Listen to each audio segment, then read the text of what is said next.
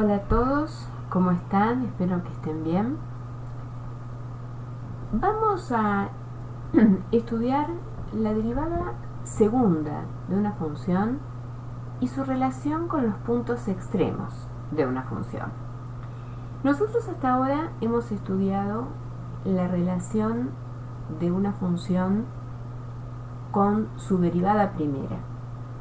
Sabemos que la derivada primera, que es una razón de cambio de la función, una razón de cambio instantánea, brinda muchísima información acerca del comportamiento de la función en cuanto a sus regiones de crecimiento y de decrecimiento, y por lo tanto acerca de los valores extremos de la función. Pero también vamos a ver ahora cómo la derivada segunda de una función puede ser utilizada para estudiar los puntos extremos de una función. Para hacerlo, para entender qué relación tiene la derivada segunda de una función con los máximos y sus mínimos, vamos a considerar una función muy sencilla que ya todos conocemos, que es una función cuadrática. Vamos a considerar f de x, a por x al cuadrado más bx más c con a distinto de 0. Nosotros cuando estudiamos funciones cuadráticas, antes de saber que la función cuadrática es una función continua, que es una función derivable, una función que admite derivada segunda, antes de todo eso, trabajamos algebraicamente la expresión de la función cuadrática, completamos cuadrados y la escribimos como a por x más b sobre 2a al cuadrado más toda esta expresión, menos b cuadrado más 4ac sobre 4a. Y entonces, sin tener ninguna idea de límite, ni de derivada, ni de continuidad, nos fijamos que si a es positivo, los valores de la función son mayores o iguales que este número, porque f de x es la suma de dos términos, donde uno de ellos es un producto de a por algo cuadrático, y si a es positivo, entonces este término es positivo, y entonces los valores de la función son mayores o iguales que este valor. ¿Y cuándo vale exactamente este valor? Bueno, cuando x vale menos b sobre 2a. En ese punto, entonces, la función presenta un mínimo. En el caso de que a fuese negativo, esto sería menor o igual que 0, entonces en menos b sobre 2a la función presentaría un máximo. Eso es lo que nosotros sabemos de las funciones cuadráticas. Cuando a es mayor que 0, las ramas de la parábola se abren hacia arriba, y en el vértice, que es el punto que tiene abscisa menos b sobre 2a, la función tiene un mínimo, y cuando a es negativo, en el punto menos b sobre 2a la función tiene un máximo.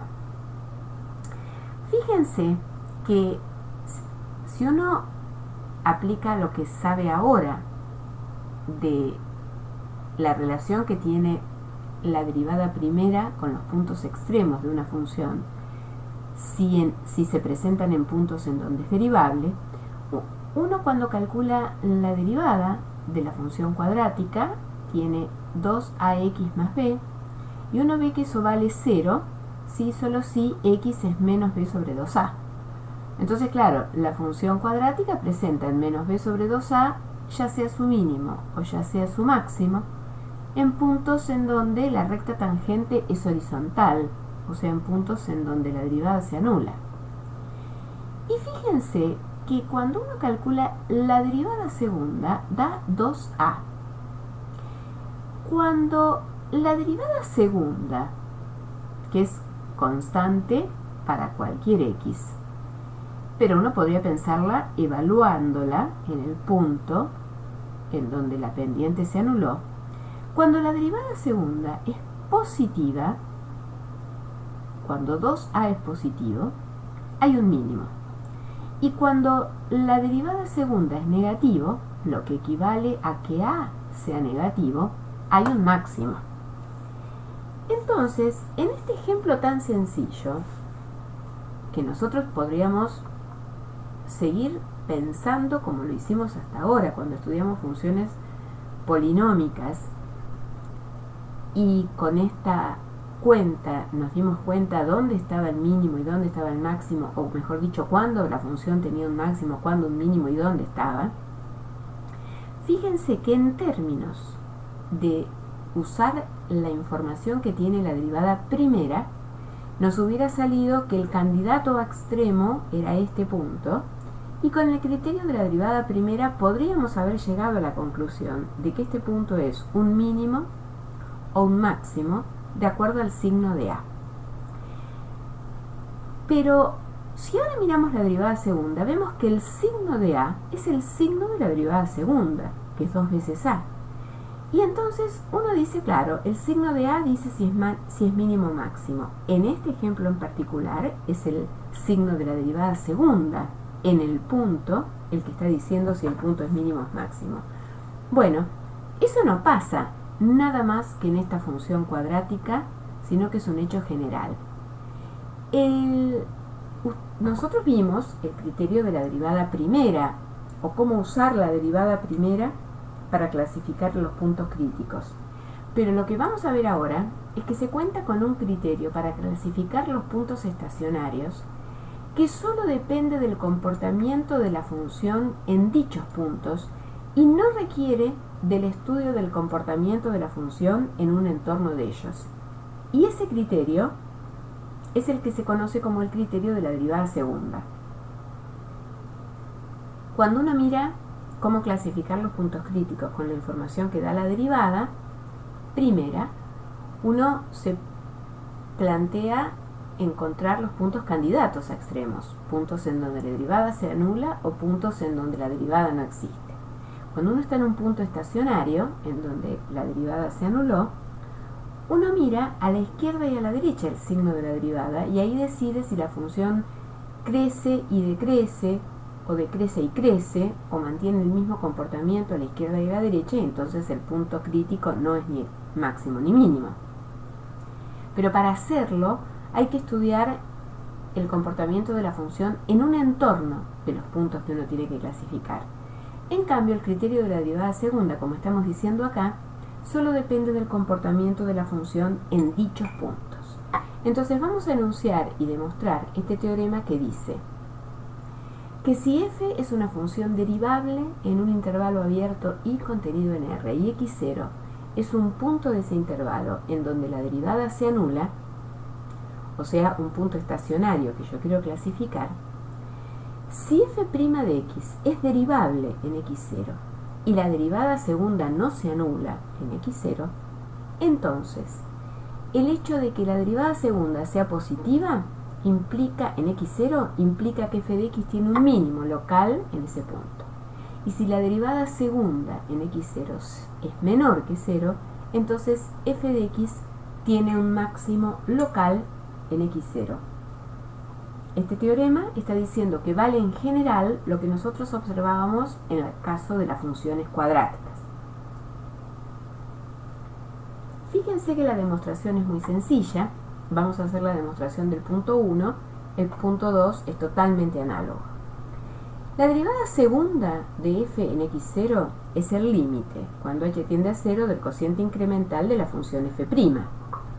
O sea, el límite cuando h tiende a 0 de f' de x0 más h menos f' de x0 todo sobre h. f' de x0 es 0, así que f segunda de x0 es el límite cuando h tiende a 0 de f' de x0 más h sobre h. Vamos a hacer el caso 1, como dijimos recién. Supongamos que f segunda de x0 es positiva. Que este límite sea positivo implica que los valores de la función para h lo suficientemente chico son positivos, porque si no fuese cierto que para h lo suficientemente chico esto siempre es positivo, el límite no lo sería. Entonces, este cociente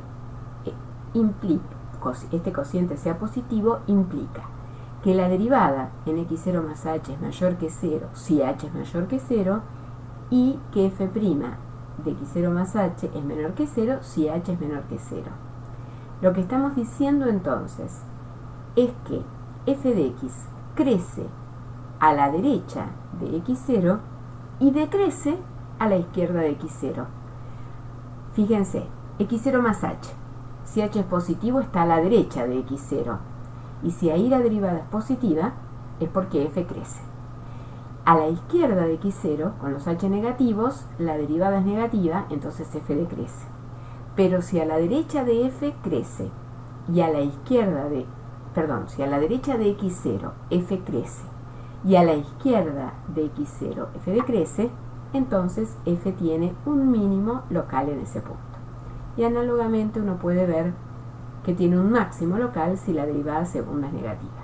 Fíjense cómo se puede aplicar en un ejemplo. Supongamos que tenemos la función, una función polinómica de grado 4, x a la cuarta menos 2x al cuadrado. Si queremos estudiar los extremos de esta función, calculamos la derivada, 4x al cubo menos 4x, polinomio cúbico que existe siempre. Los puntos críticos van a ser solo los puntos estacionarios en donde la derivada se anula. Factorizamos la derivada como 4x por x menos 1 por x más 1. Se anula en estos tres puntos, menos 1, 0 y 1. En esos tres puntos, la función f', que es un polinomio de grado 3, es derivable. Entonces, calculamos la derivada segunda, 12x al cuadrado menos 4, y para clasificar estos puntos críticos, usamos el criterio de la derivada segunda, que dice que hay que evaluar la derivada segunda en los puntos estacionarios a clasificar y que, salvo que se anule, el signo que tome decide si es mínimo o máximo, local por supuesto. La derivada segunda en menos 1 es 8, positivo. F de x tiene un mínimo local en menos 1. F segunda en 0 es menos 4, negativo. F de x tiene un máximo local en 0. Y f de x en 1, de vuelta a 8, mayor que 0 y un mínimo local. Fíjense que la función que estábamos estudiando era una función par, un polinomio de grado par que solamente tiene potencias pares. Una función par, entonces es razonable que en menos 1 y 1 presente el mismo comportamiento por una cuestión de simetría. En menos 1 y 1 tiene mínimos locales, toma por supuesto el mismo valor. Uno, si quiere seguir estudiando un poco esta función, observa que los límites en el infinito y en el menos infinito, también por paridad, son iguales, pero además son más infinito. En el 0 la función vale 0. Si uno mira las intersecciones con los ejes, obtiene el 0 y dos puntos simétricos respecto del 0. Entonces, hasta el menos 1 la función decrece, de menos 1 a 0 crece, de 0 a 1 decrece, de 1 en adelante crece. Menos 1, 0 y 1, puntos en donde las rectas tangentes son horizontales, eran los candidatos a puntos extremos que con el criterio de la derivada segunda acabamos de clasificar. Si la derivada primera se anula, pero la derivada segunda también se anula, el resultado del teorema anterior no se puede aplicar. Es más, uno puede observar que si x0 es un punto estacionario de f y la derivada segunda también se anula en ese punto, puede ocurrir que x0 sea un mínimo local, que sea un máximo o que no sea un extremo de la función. No se puede asegurar nada. Más adelante vamos a ver que tenemos otros criterios para aplicar en el caso en que el punto sea estacionario y su derivada segunda también se anule en ese punto.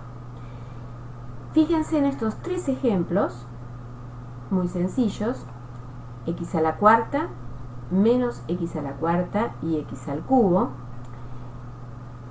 las derivadas primeras se anulan todas en cero, las derivadas segundas se anulan todas en cero.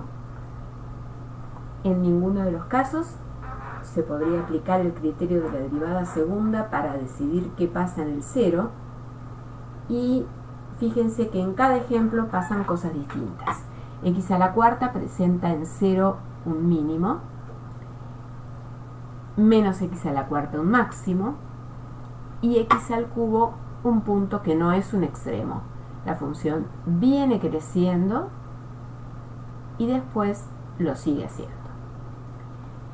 0 es un mínimo local, un máximo local y no es un extremo.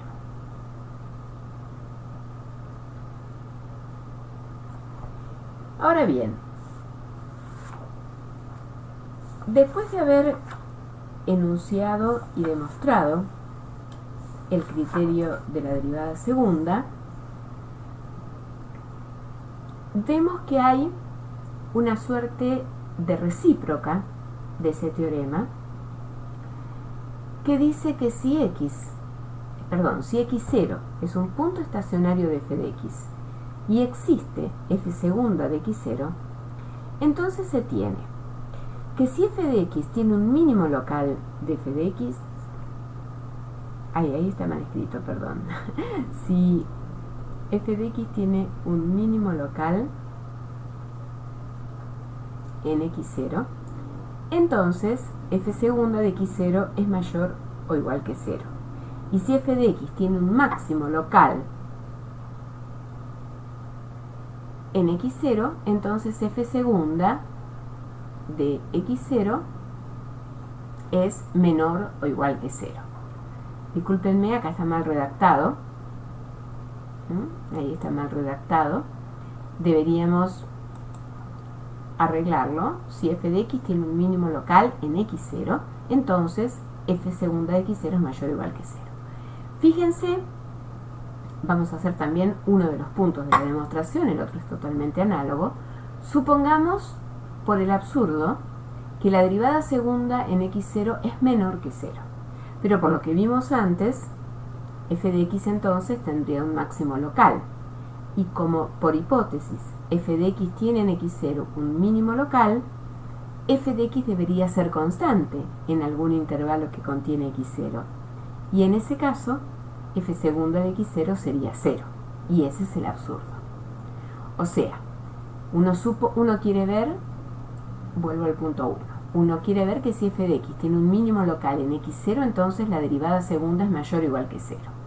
Suponemos por el absurdo que la derivada segunda en x0 es menor que 0, pero entonces, por lo que ya vimos, hay un máximo local. Pero si en un punto f de x tiene un máximo local y un mínimo local, es porque es constante. Entonces, en ese punto, la derivada segunda debería anularse, y eso es un absurdo. Bueno, análogamente se puede demostrar el otro punto, y con esto llegamos a la conclusión de que la derivada segunda, evaluándola en un punto estacionario, salvo que se anule, nos ayuda a clasificar ese punto estacionario para saber si es máximo o si es mínimo. Pero la derivada segunda también está relacionada con la convexidad de una función. Volvamos un segundo a lo que empezamos estudiando con la función cuadrática. El coeficiente cuadrático a, con su signo, determina si hay máximo o si hay mínimo, porque tiene que ver con que la función sea o convexa o cóncava, o convexa hacia arriba, o convexa hacia abajo, o cóncava hacia arriba, o cóncava hacia abajo, como uno quiera pensarlo. Yo me voy a referir a que esto es ser convexo y a esto es ser cóncavo. Fíjense entonces que en una función cuadrática, el hecho de que la derivada segunda tenga signo positivo implica o tiene que ver con que la función es convexa. Y que la derivada segunda tenga signo negativo tiene que ver con que la función sea cóncava. Eso no es una particularidad de las funciones cuadráticas, porque enseguida vamos a estudiar que la derivada segunda de una función está estrechamente relacionada con la convexidad de la función.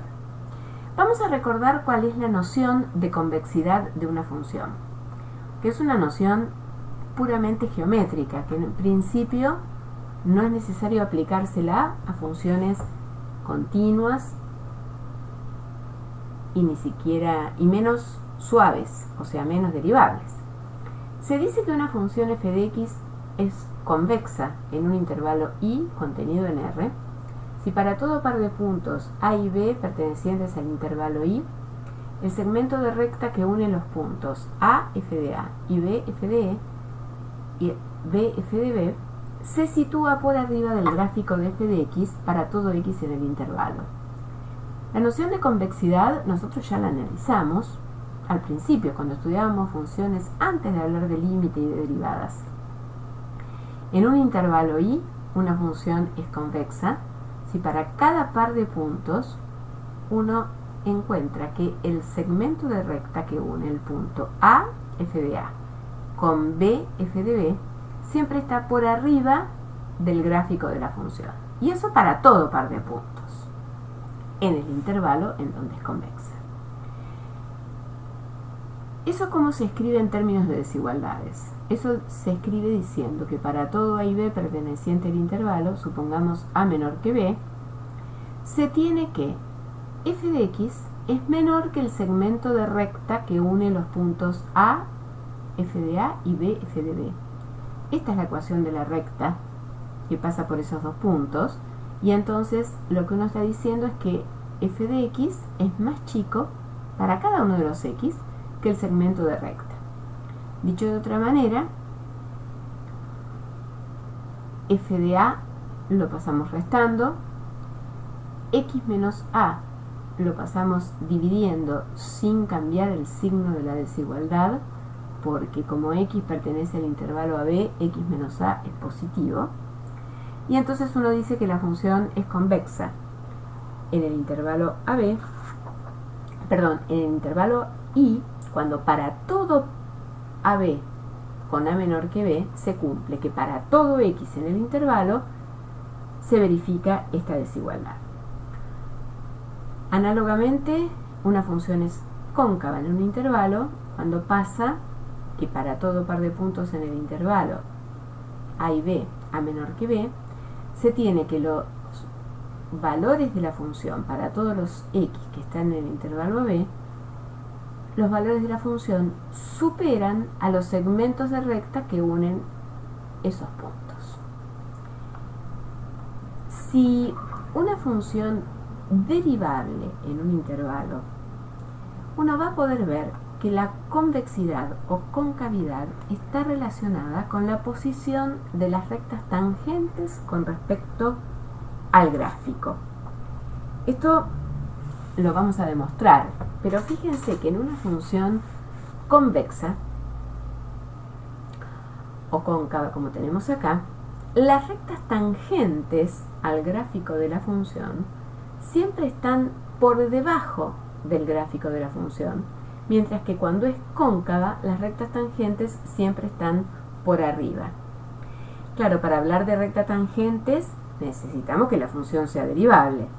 La definición de convexidad habla solo de gráfico de la función y de segmentos de recta que unen puntos del gráfico de la función.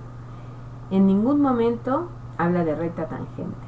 Ahora, si la función es derivable, uno puede establecer una relación entre la convexidad y las rectas tangentes. Vamos a mirar este teorema. Este teorema dice: sea f una función convexa en un intervalo I. Si f de x es derivable en un punto A perteneciente a I, entonces la gráfica de f se sitúa por arriba de la recta tangente al gráfico de f de x en el punto A, f de A, salvo en el punto de contacto. En el punto de contacto son iguales. Y si A es menor que B y f de x es derivable en A y en B, entonces f' de A es menor que f' de B. Vamos a mirar cómo se hace esta demostración. Vamos a tomar un punto A del intervalo y tal que f de x es derivable en A. Vamos a tomar h1 y h2, ambos positivos, h1 menor que h2, de manera tal que cuando yo hago A más h1 y A más h2, sigo cayendo en el intervalo I. Como la función es convexa en ese intervalo, se cumple que f de A más h1 menos f de A sobre h1 es menor que f de A más h2 menos f de A sobre h2. Fíjense que h1 es menor que h2 y para h1 este número es más chico que este otro que corresponde a un h2 más grande. Cuando h tiende a 0, este cociente incremental decrece, porque cuanto más chico sea el h tendiendo a 0 por derecha, cuando el h1 es más chico que el h2, esto es más chico que esto. Entonces este cociente, f de A más h menos f de A sobre h, decrece. Como f es derivable en el punto A, ¿quién es f' de A? Es el límite cuando h tiende a 0 de estos cocientes. Y lo que estamos diciendo es que esto decrece cuando h tiende a 0. Entonces, el límite que tiene que ser menor que la función para h positivo. Esto significa que la recta secante que une los puntos A, f de A más h, f de A más h, tiene pendiente, este número que está acá, mayor que la recta, tiene pendiente mayor que la recta tangente al gráfico de la función en el punto A, f de A. Es decir, ahora vamos a mirar en un gráfico, la secante se sitúa por arriba de la tangente. Esta desigualdad que está escrita acá es esta misma, donde lo que hicimos fue pasar h multiplicando sin cambiar el signo de la desigualdad porque h es positivo y f de A sumando. Por eso quedó h por f' de A más f de A menor que f de A más h si h es positivo. Acá está el gráfico que indica que yo estoy en A, como h es positivo, A más h está a la derecha. La pendiente de esta recta es más grande que la pendiente de la tangente en este punto. T indica a la tangente al gráfico de f en el punto A, f de A. S es la recta secante que une el punto A, f de A más h, f de A más h. Esto que está acá. La pendiente de la recta tangente es menor que la pendiente de la recta secante. Acá está dicho al revés, la pendiente de la recta secante es mayor que la de la tangente. De manera análoga, se puede ver que si h es negativo, pasa esto. La secante, que está acá, y la tangente se relacionan de esta manera. Entonces, con eso está probado lo que habíamos dicho intuitivamente mirando el gráfico de una función convexa, que las rectas tangentes están por debajo del gráfico de la función. El otro punto del teorema es que si hay dos puntos en donde la función es derivable, a y b, y a es menor que b, la derivada en a es menor que la derivada en b. Eso es lo que vamos a demostrar ahora de esta manera. Tomamos a y b pertenecientes al intervalo i, tales que a es menor que b. Llamamos h a b menos a, que por supuesto es positivo, y por lo que vimos recién, aplicamos la desigualdad que vimos reemplazando h por b menos a. Entonces, f' de a resulta ser menor que f de b menos f de a sobre b menos a. Si h lo tomamos como a menos b y por lo tanto es menor que 0, aplicamos lo de arriba diciendo que f' de b es mayor que f de b más h menos f de b sobre a menos b. Arriba queda f de a menos f de b sobre a menos b, cambiamos los signos y queda esto. F' de b resulta ser mayor que este cociente, o sea que efectivamente, cuando hay dos puntos en donde la función es derivable y uno es menor que otro, f' de a es menor que f' de b. Ahora vamos a demostrar, fíjense que esto en particular está diciendo que si a es menor que b, f' de a es menor que f' de b. Vamos a demostrar dos teoremas recíprocos de este, y para hacerlo primero vamos a demostrar un resultado auxiliar que juega el mismo rol que el teorema de Rolle en la demostración del teorema del valor medio de Lagrange. Vamos a demostrar este lema que apunta a que podamos demostrar los recíprocos del teorema que vimos recién. El teorema que vimos recién es el que dice que si la función es convexa, las rectas tangentes están por debajo del gráfico de la función, y que si a es menor que b y f es derivable en a y b, f' de a es menor que f' de b. Este lema dice que si f es una función derivable en el intervalo, tal que f' es creciente, entonces, cuando tenemos dos puntos del intervalo, si a es menor que b y f de a vale lo mismo que f de b, entonces f de x es menor que f de a, o menor que f de b, como queramos escribirlo, para todo x en ab. Fíjense la idea, una función derivable con derivada creciente.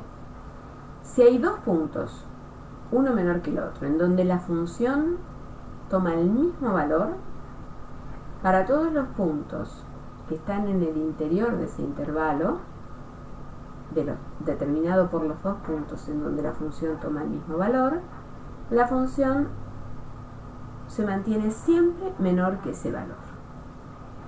Hagámoslo por área absurdo. Supongamos que existe un x0 en el intervalo AB, en donde la función f de x0 es mayor o igual que f de a. Una función que es derivable, por supuesto, es continua.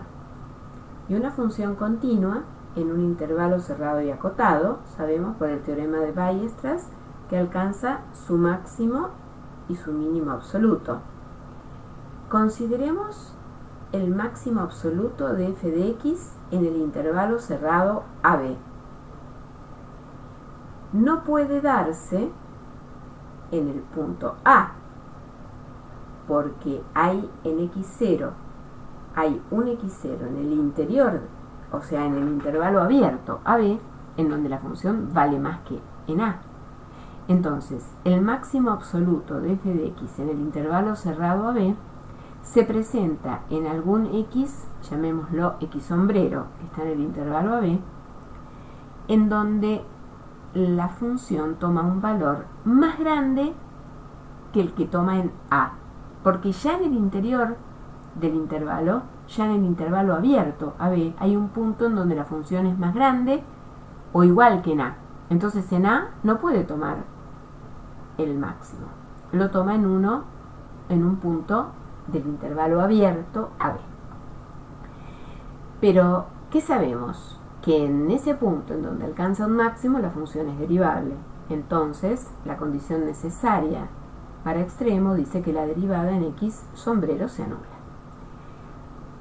Si ahora pensamos en el intervalo a x sombrero y aplicamos el teorema del valor medio de Lagrange, existe un punto x1 en el intervalo abierto que va de a x sombrero, en donde la derivada es f de x sombrero menos f de a sobre x sombrero menos a. Y ese cociente es positivo. Positivo el denominador por cómo elegimos el intervalo, porque el x sombrero está a la derecha de a, y por definición de x sombrero el numerador es positivo.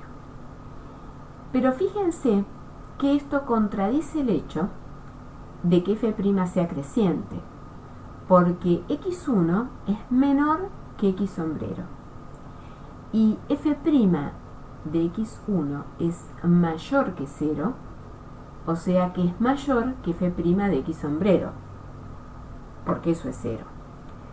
Y eso contradice que f' sea creciente. El absurdo provino de suponer que había un punto x0 en donde el valor de la función era mayor o igual que f de a. Entonces, todos los puntos x en el intervalo AB verifican que f de x es menor estricto que f de a. Vamos a usar este lema para demostrar que si f es derivable y f' es creciente, entonces f es convexa. Para hacerlo, vamos a tomar dos puntos a y b en el intervalo i, a menor que b, y vamos a considerar una función auxiliar que mide para cada x en el intervalo i la diferencia entre f de x y f de b menos f de a sobre b menos a por x menos a. F es derivable, así que h es derivable. Y fíjense que h en el punto A y en el punto B vale lo mismo. H en el punto A y h en el punto B toman el mismo valor, que es f de a. H' es f' por esta constante. Y es una traslación de f'. Y f' es creciente. Por lo tanto, h' lo es. Entonces estamos en las hipótesis del lema anterior que vamos a aplicar para h. Permítanme volver un segundo al lema. El lema dice, si hay una función derivable cuya derivada es creciente, hay dos puntos en donde toma el mismo valor, la función siempre toma valores más chicos que ese valor. Esta función h que construimos a partir de f, que es derivable y que cumple que su derivada es creciente, da lugar a aplicar el lema porque h resulta derivable, vale lo mismo en a y en b, y h' es creciente porque es una traslación de f' que lo es. Por el lema anterior, h de x para todos los x del intervalo i es menor que h de a. Pero ¿quién es h de x? H de x es f de x menos esta constante por x menos a. Y h de a es f de a. Y eso es exactamente la definición de que la función sea convexa. Porque la función f,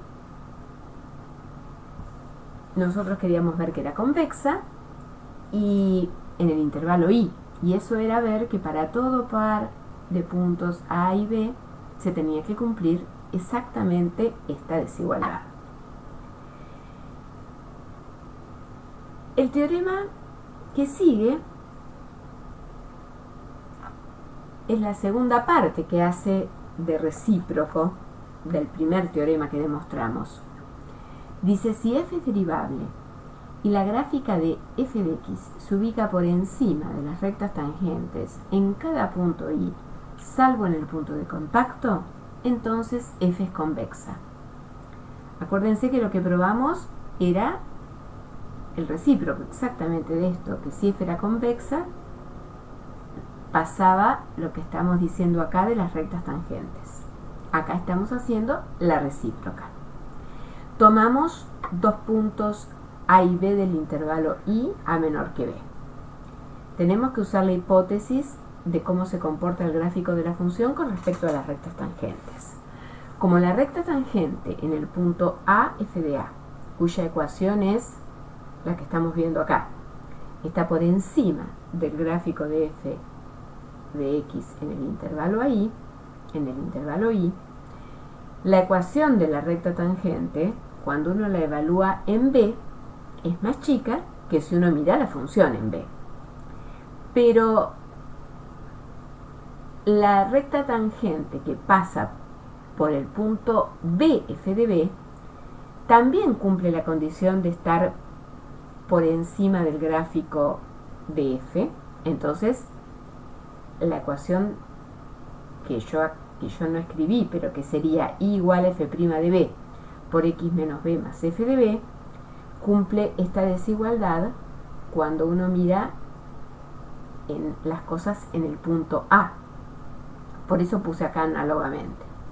Entonces fíjense que de la primera desigualdad uno deduce que f de B menos f de A sobre B menos A es más grande que f' de A, y de esta otra que está acá uno puede ver que f' de B por A menos B es más chico que f de A menos f de B, y de acá, si pasa el A menos B, que es negativo, dividiendo, invierte el signo de la desigualdad, va a llegar a que cuando uno cambia los signos acá, en numerador y el denominador se convierten en f de B menos f de A sobre B menos A, que es más chico que f' de B. Entonces, encadenando esta desigualdad con la que uno obtiene acá, cuando reescribe esto cambiando el signo en el numerador y en el denominador, llega a que f' de A es menor que este número, menor que f' de B. Y eso es exactamente lo que queríamos probar, que era que f' es creciente. Y por lo tanto, como vimos, esto implica que f es convexa. Corolario de esto, llegamos a la conclusión de que estudiar las regiones de convexidad y concavidad de una función f de x es estudiar las regiones de crecimiento y de decrecimiento de su derivada. Y entonces hay que determinar dónde f segunda es positiva y dónde negativa.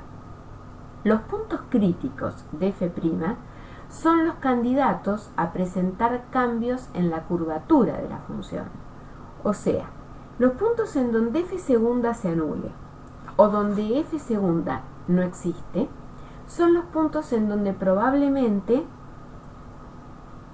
la función pase de tener una curvatura hacia arriba a tener una curvatura hacia abajo o al revés. A esos puntos en donde la función cambia la forma de torcerse y pasa de ser cóncava a la izquierda y convexa a la derecha o al revés, son los que uno llama puntos de inflexión. Un punto x0 perteneciente al dominio de la función es un punto de inflexión de f de x si existe un delta positivo tal que f de x es convexa a la izquierda y cóncava a la derecha, o al revés, cóncava a la izquierda y convexa a la derecha. Los candidatos a puntos de inflexión, entonces, son los puntos estacionarios para f', o sea, los puntos en donde f segunda se anula o los puntos en donde f segunda no exista. El hecho de que f segunda en un punto se anule es una condición necesaria, pero no suficiente para O sea, en este ejemplo, x al cubo presenta en el punto 0, que es donde se anula la derivada segunda, efectivamente un punto de inflexión. Pero si miramos x a la cuarta, cuya derivada segunda es 12x al cuadrado y también se anula en 0, como el signo de la derivada segunda siempre es positivo, esté a la izquierda o a la derecha del 0, la función es convexa en todo R y en 0 entonces no tiene un punto de inflexión. Menos x a la cuarta, cuya derivada segunda es menos 12x al cuadrado, por más que en 0 se anula, en 0 no tiene un punto de inflexión, la derivada segunda siempre es negativa, salvo en el 0 que se anula, la función es cóncava en todo su dominio.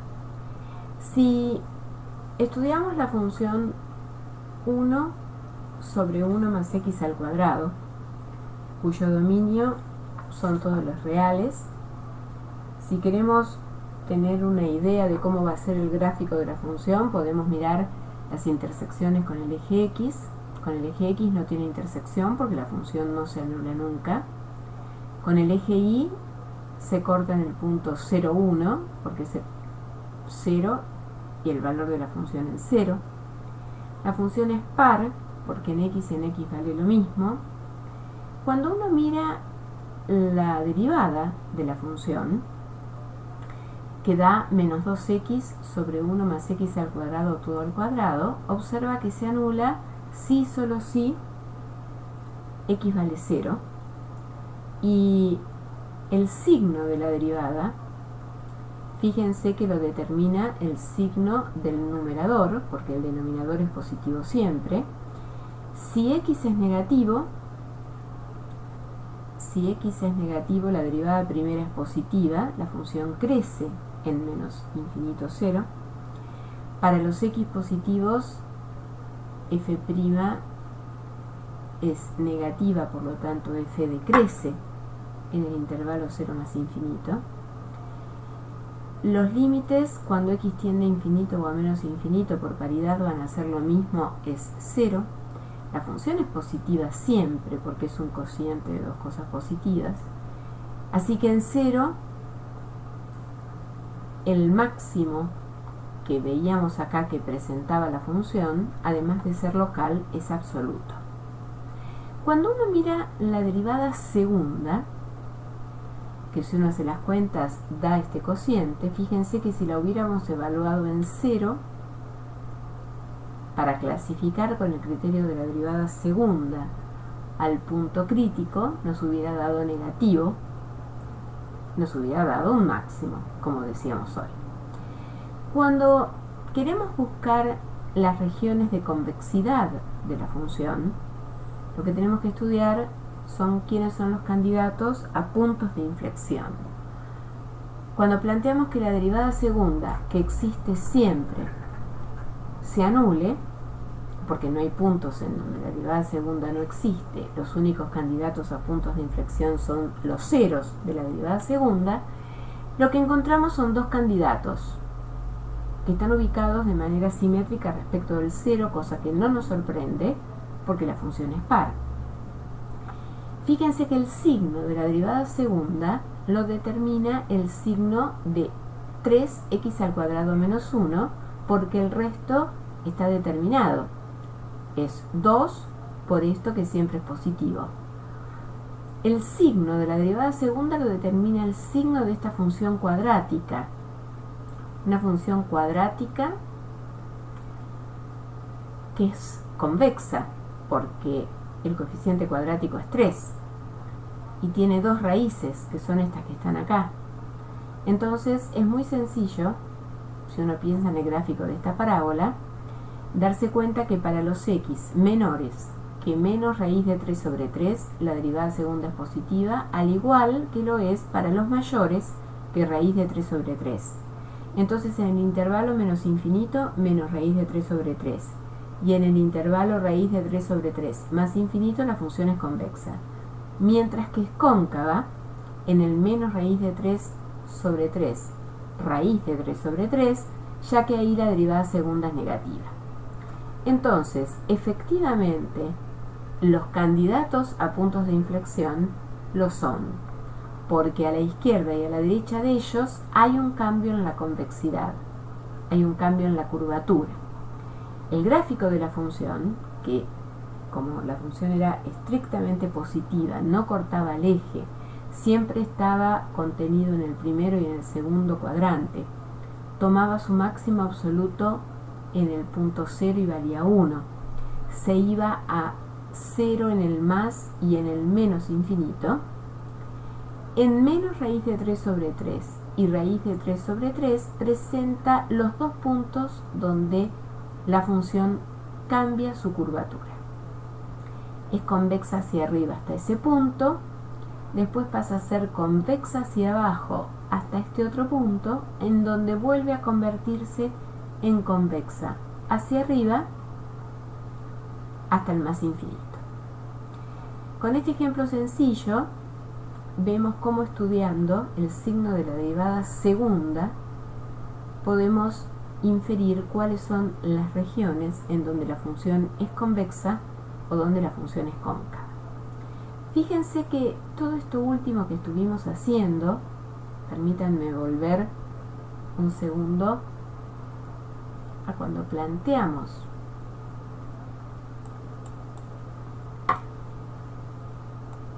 la relación de la derivada segunda con la convexidad de una función. Todo esto que hicimos fue convencernos, demostrando que la convexidad de una función está estrechamente relacionada con el estudio de la derivada segunda. La convexidad, que es una noción geométrica, cuando la función es dos veces derivable, se convierte en estudiar si su derivada es creciente y, por lo tanto, al ser dos veces derivable, el signo de la derivada segunda es lo que determina si la derivada es creciente.